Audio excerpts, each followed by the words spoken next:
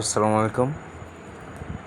আজকে আমরা গেছিলাম কোটচাঁদপুর উপজেলার বলুহারে মৎস্য হ্যাচারিতে অনেকখানি ঘুরলাম।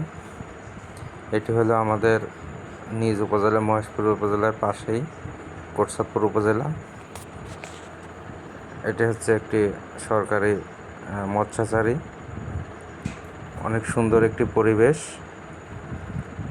আমরা 8 জন গেছিলাম। এই যে এটি হলো বলুহার বাউড়ের উপরে অবস্থিত। এখানে অনেকেই নৌকাতে উঠছে। আমরা এখানে স্পিড বোটে উঠছিলাম। অনেক লোকের সমাগম। পরিবেশটা অসাধারণ। অনেক মজা করলাম।